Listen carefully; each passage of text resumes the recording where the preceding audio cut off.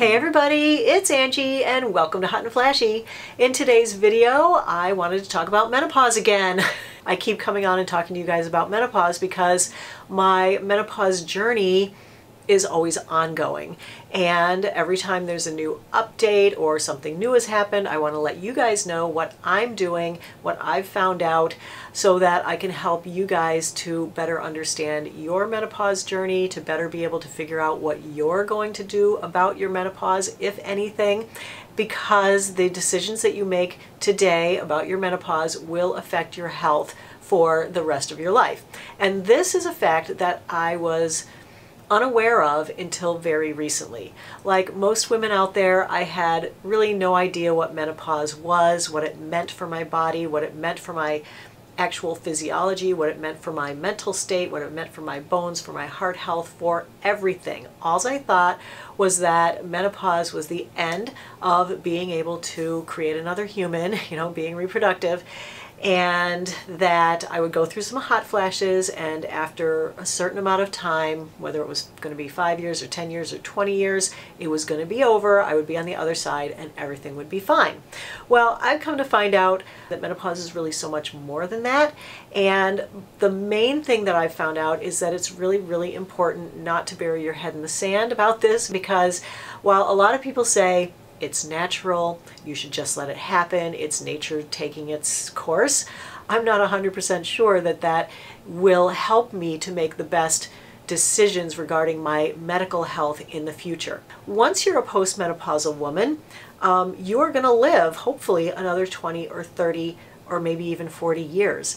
And that is a big chunk of time to be completely leaving your health to chance, or to be hurting your health by not taking a medication that could help you in so many ways. So this video isn't to convince anyone to take HRT, but that is what I'm doing. So over the course of my time here on YouTube, I've made 7 videos on menopause. I can link the playlist right here if you want to go take a look at any of them. We've talked a lot about menopause, about what these symptoms are, about how it can affect your health, about what different people are choosing to do about it. And I have read all of your comments, and I understand that there is a huge amount of fear out there surrounding menopause, surrounding hormone replacement therapy, and just about everything that there is that we hear in the news. But I've also found out that that isn't all the information that you need to make an educated decision about your future. And I feel like there's a whole generation of women there that kind of missed the boat and didn't have the opportunity to make a fully informed decision based on the facts. They made semi-informed decisions based on some pretty inaccurate studies that just shouldn't have caused a blanket statement to be made for all menopausal women, because all menopausal women are not the same. We are all different. We all have different predispositions for different diseases, and we have different family histories for different things. And while HRT may be detrimental to some population of women, it's not detrimental to everybody. It can actually be helpful to women who are at a higher risk for a heart attack, or a higher risk for osteoporosis, or a higher risk for dementia and Alzheimer's. So there are a number of factors to be weighed. You have to know your family history, and you have to make a decision that's right for you. So I thought that instead of making you watch all 7 of my videos, I would recap my entire menopause journey for you here. So going back to when I was in my early to mid 40s, I had been on birth control pill since I was in my 20s, and when I was about 45 maybe, the WHI study came out, and it pretty much said that estrogen was evil. It was going to cause blood clots and, heart attacks and cancers. And so I didn't want to be on even birth control pills anymore. So I went off of those. Within a couple of years, I started having night sweats and hot flashes. And, so I felt like, yeah, I was pretty much in perimenopause, even though I didn't know what that was. I didn't know that word back then. All I knew was that I would wake up in a puddle of sweat at night. It was miserable, but I didn't think there was anything to be done about it, because in my mind, estrogen was evil. Let's fast forward to when my period started becoming kind of crazy. It was back in 2014 when I was 52. I'd always had really, really light periods, very sparse, if I didn't have one for 3 or 4 months, it didn't mean I was pregnant, it just meant that I wasn't having them. So when I was in my early 50s, I started having them really regularly and much heavier. And so, you know, I didn't know that that had anything to do with menopause. I didn't go to my doctor about it. I was just like, whatever. When I was 53 in 2015 was when I had my last period. And I remember it because I was on vacation in the Caribbean.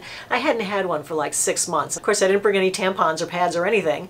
And I have a period. I'm like, oh, geez, okay, well, I guess I'm not postmenopausal yet. So that was the last one. And then 12 months after that, in 2016, when I was 54, was when I was officially postmenopausal. So when that happened, I started having the occasional daytime hot flash, and I also had a lot of sleep disturbances. Like, I could not sleep anymore. I used to be able to sleep like a baby. I love sleeping, you know, sleep is like the greatest thing. So I went to my general practitioner. The first thing she did was to do a thyroid test, which is good. That's what they're supposed to do, because a lot of times the menopausal symptoms can mimic symptoms of thyroid disease. So we ruled that out. She offers me, of course, antidepressants. And I'm like, why would I go on antidepressants? I'm not depressed. I'm menopausal. So I had an appointment with my OBGYN scheduled about a month after that. So I went in to see her and I asked her about putting me on HRT. And I was really still concerned very much about breast cancer, but I had read that, you know, if you didn't have a history of breast cancer in your family, that, you know, you probably weren't at a high risk for it. And I don't have any history of breast cancer in my family, so I'm thinking, you know, maybe HRT, it's not that bad, maybe I should get on it. So I talked to my OBGYN about it, and she pretty much says the same thing. She asked me what my family history is for breast cancer and also for heart disease. And what I do have a huge family history of is heart disease. My dad has had 2 heart attacks already. He has high cholesterol. My mother has high blood pressure. My grandma had a heart attack, and I have high cholesterol and have been managing it all these years with diet and exercise. So my risk for heart disease or heart attack is much, much greater than my risk from a familial standpoint for breast cancer. So my doctor decided that it was probably more of a benefit than a risk to put me on HRT. So the first thing she put me on was a Climera Pro patch. This one had 0.05% estrogen that was bioidentical, and it also had 0.25 milligrams of progesterone, and that was synthetic. So I got on that. It immediately helped me to sleep. I felt so much better. My brain fog kind of lifted, and, you know, I just felt like me again. And so I was so happy with it. And so I went along my merry way on that for the first 9 months, no problem. Then after 9 months on it, I had some bleeding. I, wasn't sure if that was, if you were supposed to have bleeding or not. So I just kind of ignored it. It's not like it was a lot. It didn't last a long time.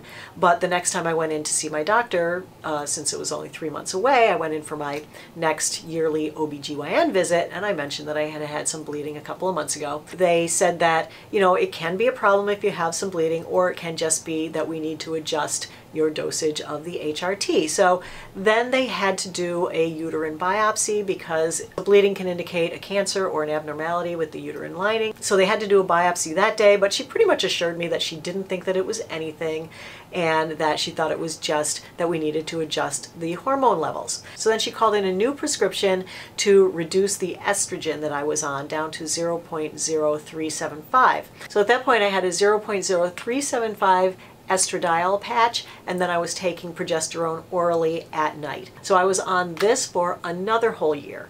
During that year, I didn't feel right.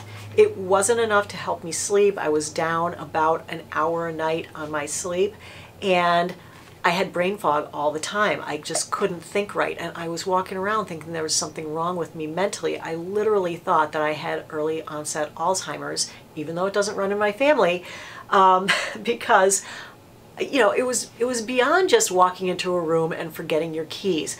I was making the same mistake over and over and over again, and I couldn't remember anything. And my kids were even noticing. They're like, "Mom, what is wrong with you?" Walking around in a brain fog like that and not being able to sleep is just the worst, especially when you're trying to run, a business or function in your life or pick up your kids or, make a decision about anything. It just makes everything so hard, and I did not like it. So at that point I was thinking, I don't even know that this is doing that much for me, so I decided that maybe I should go off of it. So we took 6 months to wean off of it, during which time I switched down to the 0.025 estradiol patch and was still taking the oral progesterone. And on this, I gotta say, my sleep declined another hour a night. So now I was down another 2 hours a night, where before I had slept like 7.5 hours a night. Now I was down to about 5.5 hours of sleep a night. And the first couple of weeks, I think when there was still some of it in my system, it was okay. Then all of a sudden, menopause hit with a vengeance. I started having hot flashes like 10 to 20 a day, like literally multiple an hour. It kept me up all night. Forget about 5 hours of sleep. I would have given my left arm for 5 hours of sleep at that point. I was getting like a half an hour of sleep. It was making me absolutely crazy. I could not stand it. So around the same time, I had also started watching Dr. Barbie Taylor's, Menopause Taylor here on YouTube, her videos, and I had started learning about menopause and what it is and what HRT could do for you and who was a good candidate for it and who it could help and who it could hurt. And the more I learned, the more I thought, oh my God, I should be on it because of my history of heart attack. I also have osteoporosis in my family. My mother has osteoporosis, and there's also Alzheimer's and dementia in my family. So those are the three things that HRT can be protective of. But what I found out is it's only protective at a certain dosage. So the 2 weaning off doses that I was taking weren't protecting me at all from a heart disease or a dementia or an osteoporosis standpoint. And I had been on these for like 2 years. I had only been on the proper dosage to help with those things for the first year.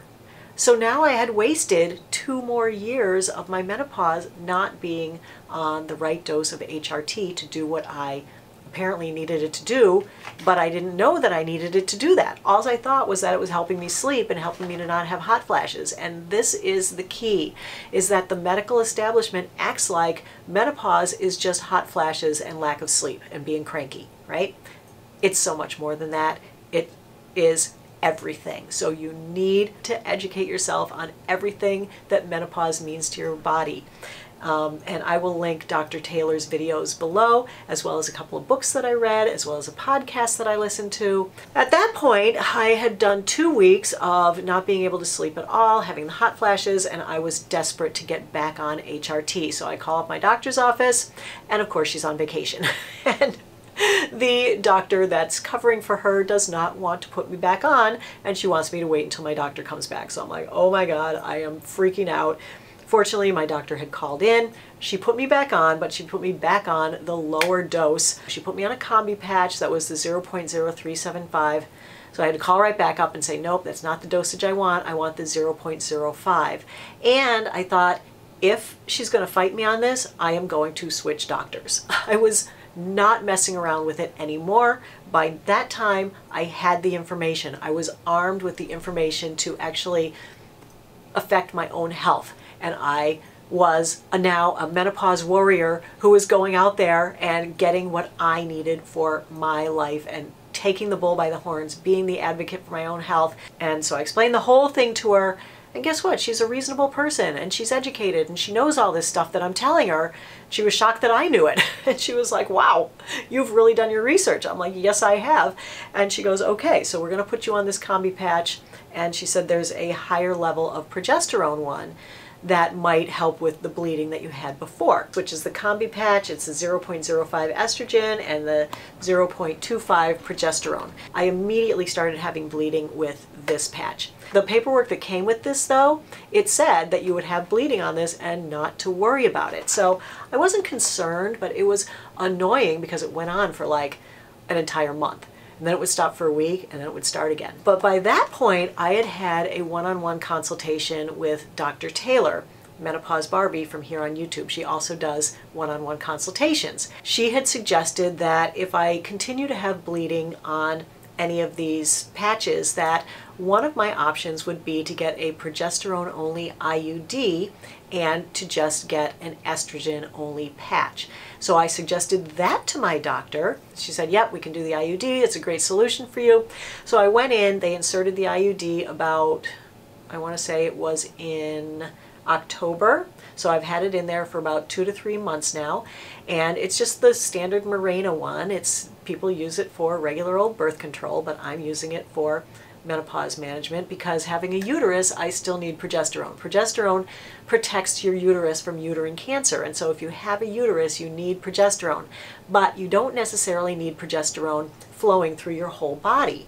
And if you get an IUD, that just keeps the progesterone right in your uterus where it needs to be. The IUD was definitely a solution. I have to thank Dr. Taylor so much for suggesting that because I'm not sure my doctor would have suggested it on her own. I am now on an estradiol only patch. So this one is estradiol 0.05 milligrams daily, and that's the patch that I wear. I change it once a week. I like the patch. I don't have any problem with it adhering because I swab the area with some rubbing alcohol before I put it on and let it dry. I always make sure I put it on like right when I get out of the shower so it's nice and clean. I don't have any creams or lotions on my hands when I'm handling the patch. So since I've had the IUD and the bleeding has stopped and I'm on the actual effective dosage of estrogen that is going to help with my heart health and with my brain health and with my bone health, I am so happy about that.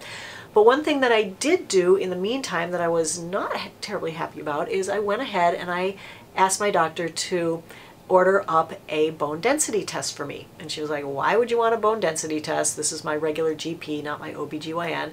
I said, because there's osteoporosis in my family and I'm 57 years old and I've never had a bone density and I want to get a baseline because I am a tiny white woman and we tend to be the ones who have osteoporosis and fall and break a bone for no apparent reason, and I really don't want that. So she ordered it up and I had my bone density test, and guess what? I have osteopenia in one of my hips already. I mean, I'm 57. So I feel like this is one of the things that women need to know is as soon as your body stops producing estrogen, your bones start getting less dense. And all this stuff that you hear about calcium and vitamin D has nothing to do with your bone density.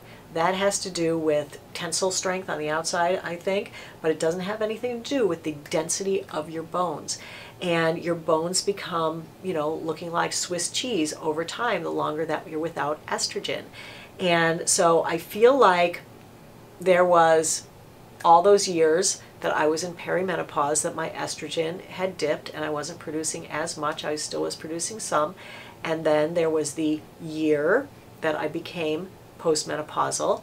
Then there was the 1 year that I was on the correct dosage of HRT, but then after that there were another 2 or 3 years that I wasn't on the right dosage of HRT to help with that at all. And even though I do weight-bearing exercises and I do get enough calcium and vitamin D in my diet, here I am at 57 with osteopenia in one of my hips already. And so I want to start taking Fosamax because I don't want my bones to become weaker and weaker. I want to start helping with this. So at least I have a baseline now to know what my bone density is. If this has brought up a bunch of questions about when you can go on HRT, how long you can stay on HRT, I recommend that you watch the video that I did with Dr. Taylor. We discuss all that in great detail. You can buy Dr. Taylor's book. You can watch her videos. She tells you all the information right there. You can talk to your doctor about it. If your doctor isn't someone who's open and willing to discuss your menopause as though you are an actual individual person, not everyone else on the planet, then I would recommend switching doctors. I was fully prepared to switch doctors if she wasn't going to work with me, if she wasn't going to hear what I had to say, if she wasn't going to look at my family history and me as an individual. I was switching to someone who would, and I recommend that everybody do that and get informed first. If it takes having a consultation with Dr. Taylor, then that's probably going to be the best $200 you ever spent in your life, because she really is a godsend. She cares so much and she gave me so much information, and she really just cut to the chase, where I might have fiddled around with this for another couple of years. I might have been on, you know, the wrong dosage for another couple of years. Anyway, the point of this video really is to let you guys know what I'm doing, but I don't want you to just be like, well, this is what Angie's doing, so that's fine for me, because it it might be. It might be 100% fine for you, but then again, it might not. So get educated. Find out the information you need to know. If it takes time, then it's going to take time, but it's time that you're kind of racing the clock on, because there is a window of opportunity for HRT based on when you became postmenopausal. You only have 5 or so years to get on it, but you can stay on it forever. It's not a limit like you have to be off in 5 years. So my plan currently is to stay on what I'm on, the IUD with the patch, forever, right? I don't ever want to get off of it. So that's what I'm going to be doing. I wish you luck on your menopausal journey. I hope that you find the right resources, that you get the information that makes sense to you, that's going to help you to live your, do I dare call them your golden years, and be golden, because, you know, I want you to be healthy. I want you to do the best thing for you, and I want you to remember that you're an individual. We're not cookie cutters of each other. We each need different medical advice. So anyway, I can hear the puppies barking.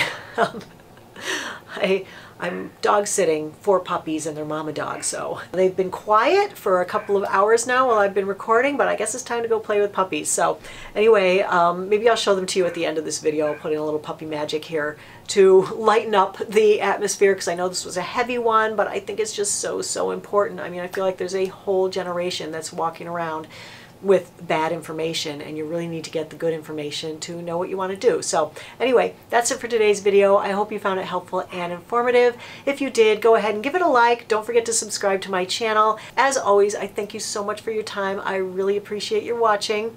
Have a great day, and I will see you in the next video. Take care, everybody. Bye-bye.